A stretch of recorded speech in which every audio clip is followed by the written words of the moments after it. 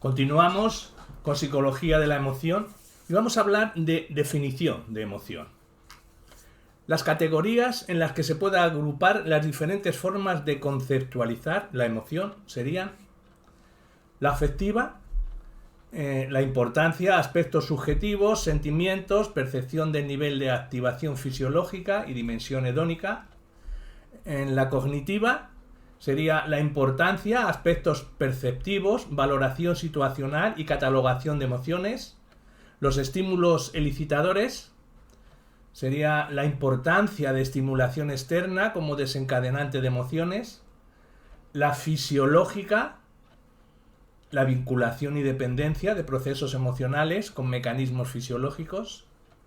Sería también la conceptualización, como la conceptualización emocional expresiva. Sería la importancia a la dimensión expresiva, como gestos, respuestas observables. También podríamos clasificar la disruptiva, que esta sería como una emoción, como proceso disruptivo, que produce ruptura, y que hace referencia a aquellas definiciones que han señalado como desorganizadores a todo el cortejo de síntomas de índole somático vegetativo que acompañan a la emoción, como si estos síntomas vegetativos alternasen al individuo. También podríamos nombrar la adaptativa como la importancia del papel organizador y funcional de la emoción.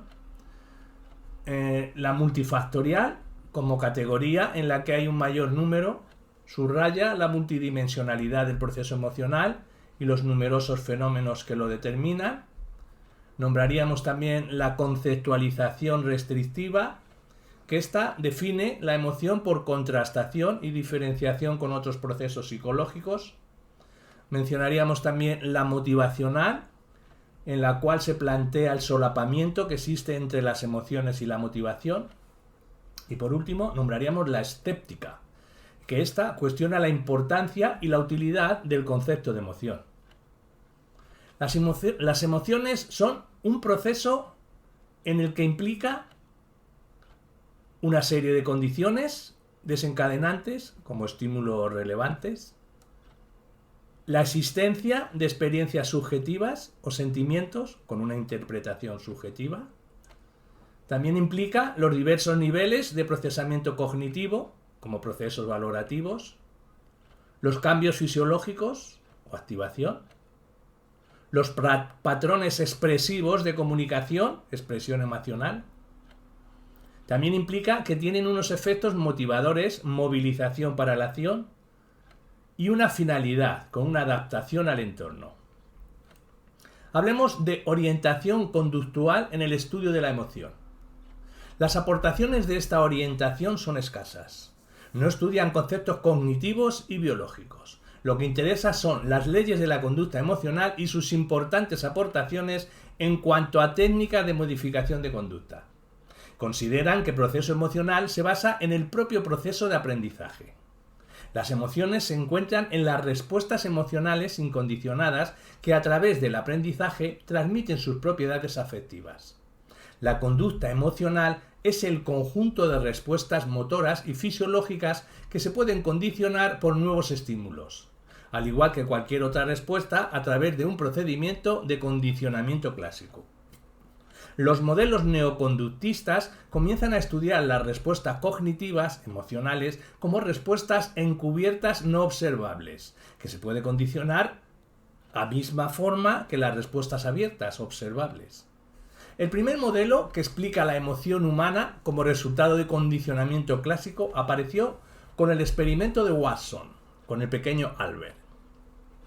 Maurer dice que la ansiedad podría actuar como impulso cuya reducción serviría de recompensa. La ansiedad es la forma condicionada de la reacción al dolor y tiene la función de motivar y reforzar la conducta que tiende a evitar la repetición del que produjo el dolor. Maurer explica la conducta fóbica con el modelo de dos factores.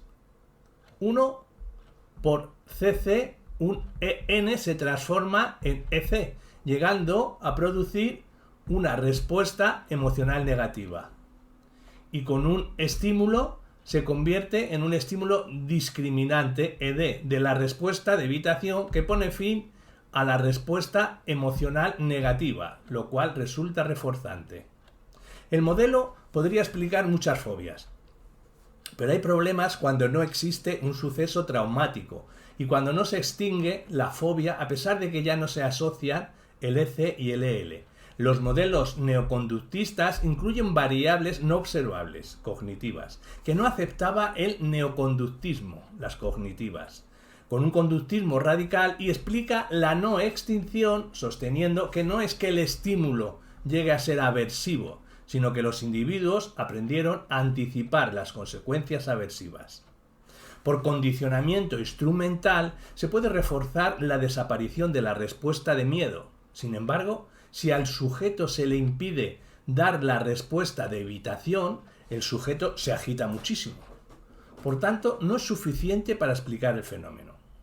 Una posible explicación podría ser que con condicionamiento instrumental se complete el condicionamiento clásico en la explicación del aprendizaje emocional, ya que el primero, por reforzamiento, modifica las respuestas musculoesqueléticas y las autonómicas. Las fobias también se pueden adquirir por aprendizaje vicario, incluso por instrucciones verbales en ausencia de observación de un modelo. Eysenck pretende explicar la no extinción de la fobia, remodelando la ley de la extinción en el CC. La representación del estímulo aislado puede provocar que pierda fuerza o que la gane. Esto dependerá del tipo de respuesta, de si tiene propiedades motivacionales o no. Si el estímulo provoca una reacción motivacional, la sola presentación del estímulo genera una mayor respuesta y no su extinción. Con el tiempo se fueron añadiendo cada vez más componentes cognitivos. Por ejemplo, Bandura Bandhu señala que para que haya aprendizaje emocional debe haber conciencia de la relación entre estímulos y además el sujeto debe autoactivarse mediante procesos cognitivos. La pretensión de explicar la conducta emocional como cualquier otra conducta en base a teorías de aprendizaje se ha encontrado con muchas limitaciones y con el problema de que la conducta emocional podría presentar peculiaridades añadidas. A su favor, encontramos la contrastación empírica de sus postulados y el desarrollo de técnicas eficaces de tratamiento. En cuanto a la orientación conductista, hablaríamos de Watson, que fue el primer modelo que explica la emoción a través del condicionamiento clásico, de Maurer, que habla de la conducta fóbica como un modelo de dos factores y que se convierte en un estímulo de la respuesta de evitación que pone fin a la respuesta emocional negativa. Los neoconductistas agregan variables no observables, cognitivas. El individuo aprende a anticipar las consecuencias aversivas. Eysenck, que explica la no extinción de la fobia, reformulando la ley de extinción. El estímulo aislado puede ganar o perder fuerza dependiendo de las propiedades motivacionales de la respuesta. Y Bandura, que decía que para que haya un aprendizaje emocional debe haber una conciencia de la relación entre estímulos y autoactivación del sujeto mediante procesos cognitivos. Vamos a hablar a continuación de la orientación biológica. Esta orientación se basa en los trabajos pioneros de Darwin y James. Darwin aportó dos ideas importantes que son sus ideas sobre la continuidad evolutiva de los patrones de expresión emocional, una continuidad desde especies inferiores al hombre, y su idea de que se puede diferenciar un grupo de emociones básicas. James plantea que la experiencia emocional subjetiva deviene de la percepción consciente de cambios corporales ante determinadas situaciones. La neurociencia afectiva se encarga de delimitar los fenómenos emocionales y analizar los elementos diferenciadores del proceso y establecer así los circuitos cerebrales asociados. Trata de descomponer el proceso afectivo en elementos más simples para que puedan ser estudiados en términos neurales. El punto de inicio se da con Cannon y su teoría sobre la existencia de centros específicos del sistema nervioso central, responsables de la experiencia emocional. James Puppet expone una de las teorías más influyentes sobre cerebro emocional después de observar las consecuencias de lesiones cerebrales. Diferencia dos aspectos de la emoción: un canal de pensamiento y un canal de sentimiento. En cuanto al canal de pensamiento, el estímulo sensorial se transmite a través del tálamo, hacia zonas laterales del neocórtex, donde las sensaciones se convierten en percepciones, pensamientos y recuerdos.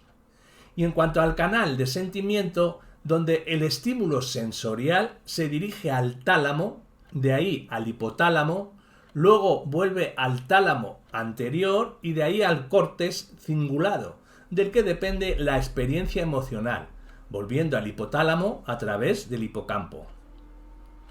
Kluver y Bussy observaron los efectos de las lesiones en los lóbulos temporales de los monos y definen el síndrome de ceguera psíquica, según el cual observan que los monos lesionados eran dóciles en objetos psíquicos, antes que eran temidos, y no percibían el significado de muchos objetos intentándolos ingerir, e intentaban copular con monos de su mismo sexo o con otras especies.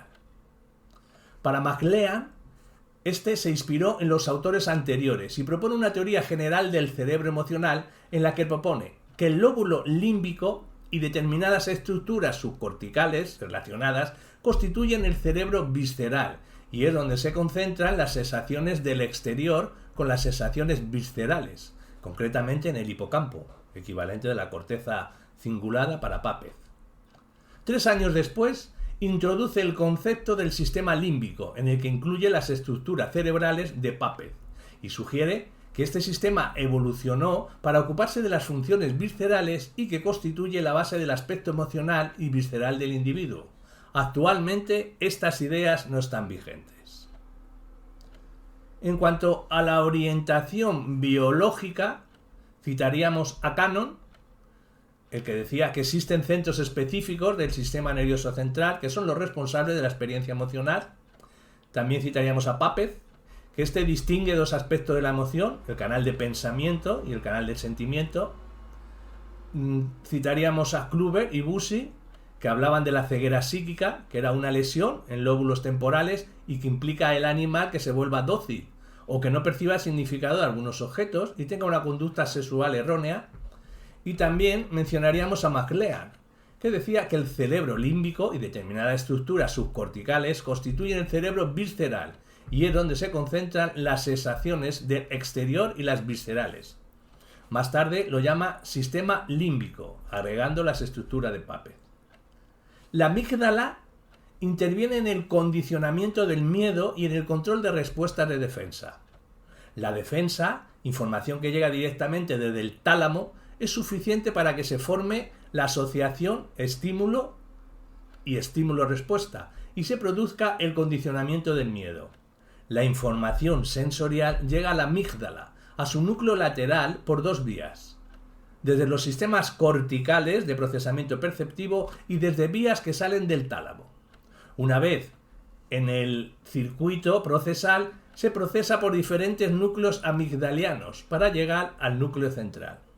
En el núcleo central, a través de sus conexiones con el hipotálamo y en el tronco cerebral, se forman las respuestas conductuales y fisiológicas características del miedo. El significado emocional del EC está determinado por el sonido y el contexto, y esto lo tiene que aprender la rata. El hipocampo se encargará de integrar los estímulos del contexto y enviar el resultado hacia la encargada amígdala. Una lesión en la amígdala provoca que el animal no responda ni al tono ni al contexto. Y una lesión en el hipocampo provoca que no se responda ante el contexto. La magnitud de la activación de la amígdala en la adquisición del miedo está relacionada con la fuerza de la respuesta del miedo. Si un estímulo central se presenta subliminalmente, también se activa la amígdala y otros núcleos subcorticales. Esto confirma la doble vía por la que llega la información. La amígdala desempeña un importante papel en los procesos de aprendizaje emocional implícito. Es la responsable del establecimiento de asociaciones con contenido afectivo e interviene en la memoria emocional. El hipocampo es necesario para el establecimiento de memorias declarativas o explícitas, para la adquisición de información explícita, consciente y verbalizable acerca de la relación entre estímulos. Ambos intervienen en la representación de propiedades aversivas de un evento. emocional, implícita, y declarativa, explícita. Los experimentos con lesiones sobre esta estructura demostraron lo siguiente. En la lesión de la amígdala no se aprende la respuesta central de la memoria emocional implícita, pero se puede informar de la secuencia en que se presenta el EC y el EL de la memoria explícita. En la lesión en hipocampo hay un RC, pero no hay recuerdo explícito de lo ocurrido, y en la lesión en ambos no tiene lugar ninguno de los dos procesos. La amígdala también desempeña un importante papel en la evaluación afectiva de estímulos relacionados con amenaza o peligro. Está involucrada en el reconocimiento de señales negativas, incluso participa en el procesamiento no consciente, estímulos emocionales, alertándonos y permitiéndonos responder eficazmente ante cualquier amenaza. Una lesión completa en la amígdala provoca que no se puedan reconocer las expresiones de miedo ni evaluar la intensidad de la emoción a través de las expresiones faciales.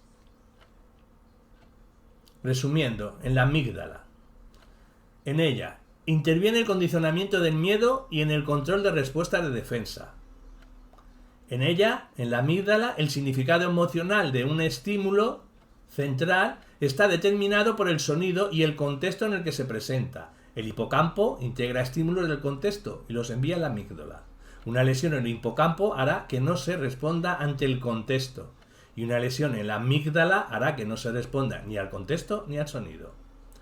Y ella, la amígdala, es la responsable de establecer asociaciones con contenido afectivo, e interviene en la memoria emocional implícita, y el hipocampo en la memoria explícita declarativa. Una lesión en la amígdala provoca que no haya aprendizaje de la RC, pero sí se recuerda la secuencia en la que se presenta el estímulo, y una lesión en el hipocampo hará que se aprenda la RC, pero no se tenga recuerdo explícito de lo ocurrido. Y en la amígdala ella reconoce señales negativas y evalúa estímulos relacionados con amenazas o peligros. La respuesta de la amígdala puede ser tan rápida y eficaz, pero no ser siempre adaptativa, ya que las emociones dependen de más factores relacionados con nuestras capacidades cognitivas y no solo de la respuesta inmediata del organismo. El córtex prefrontal tiene un papel muy importante en el circuito neuronal responsable de afectos positivos y negativos, y tiene un efecto modulador sobre la actitud amigdaliana. Supervisa la respuesta emocional primaria para que se ajuste a la situación particular y sea adaptativa. Comprende 3 áreas: dorsolateral, orbitofrontal, con las siglas COF, y ventromedial, con las siglas CVM, siendo estas dos últimas las que están especialmente implicadas en el procesamiento emocional. La orbitofrontal, la COF, está implicado el aprendizaje del valor emocional y motivacional de estímulos, ya que está involucrado en respuestas emocionales que implican aprendizaje de refuerzos. Junto con la amígdala, aprende relaciones entre nuevos estímulos y reforzadores primarios, activándose siempre que los primeros se presentan, y desaparece esta activación cuando el estímulo deja de ser recompensante, inhibiendo a otras zonas cerebrales. Una lesión provoca que las neuronas subcorticales continúen disparándose, sin atender a los cambios en el valor emocional del estímulo, no siendo capaz de cambiar de conducta. Es un depósito de representaciones afectivas de los estímulos externos y las contingencias asociadas a ellos. La COF, o sea, la orbitofrontal, y la CVM, la ventromedial, las dos ambas, desempeñan una función clave en la regulación de los patrones de la conducta. Unas lesiones en ambos provocan desinhibición, impulsividad y comportamiento social inapropiado. Un daño temprano en las regiones corticales impide un desarrollo normal de conductas sociales y afectivas, dando lugar a comportamientos socio-psicopáticos. Las emociones juegan un papel crítico en el razonamiento, la planificación de la conducta y la toma de decisiones. Damasio presentó la hipótesis del marcador somático, en la que propone que los estados emocionales elicitados por experiencias pasadas de recompensa o castigo guían los procesos de toma de decisiones de un modo adaptativo para el organismo. La situación quedaría marcada somáticamente, como agradable o desagradable, y esto marcaría el curso de la acción a la hora de tomar decisiones. La persona tiene una sensación o intuición acerca de cómo actuar. El COF y el CVM se encargan de asociar situaciones determinadas con las emociones que nos generaron las consecuencias de acciones pasadas. Una lesión en estas zonas impide aprender de la experiencia, ya que el análisis de consecuencias antes de la acción no sucede. Hay un experimento universal de Iowa en cuanto a las tareas de apuestas. En cuanto al córtex prefrontal, en él está compuesto por 3 áreas. Lo que hemos hablado: la dorsolateral, la orbitofacial y la ventromedial, con las siglas COF y CVM. En el córtex prefrontal se modula la actividad amigdaliana. El COF, que hemos dicho era el área orbitofacial, este es el implicado en el aprendizaje emocional y motivacional de estímulos. Aprende junto a la amígdala las relaciones entre estímulos y reforzadores, y la conducta va cambiando en función de la identificación que va haciendo del valor emocional del estímulo. Y en cuanto a los dos juntos, el orbitofacial y el ventromedial, la COF y la CVM, estos intervienen en la regulación de patrones de conducta. Una lesión implica comportamiento social inapropiado. La corteza cingulada anterior, CCA, integra información visceral, atencional y emocional, y está involucrada en la expresión de la emoción. En la sección anterior se encuentra la sección afectiva, que desempeña una función importante en el control de la activación del CNA, asociada a acontecimientos emocionales. Esta sección es crucial para la evaluación de situaciones de discrepancia entre el estado funcional del organismo y la recepción de información con consecuencias potencialmente relevantes a nivel motivacional y emocional. En la sección más posterior se encuentra la sección cognitiva, que desempeña un papel relevante en la selección de la respuesta y en el procesamiento cognitivo de las demandas de información ante tareas que resultan ambiguas. En cuanto al córtex cingulado anterior, con las siglas CCA, como resumen, este integra la información visceral, atencional y emocional, está involucrado con la expresión de la emoción. La sección afectiva está en la zona anterior y controla la activación del CNA, asociada a acontecimientos emocionales, y la sección cognitiva está en la parte posterior y está implicada en la selección de la respuesta.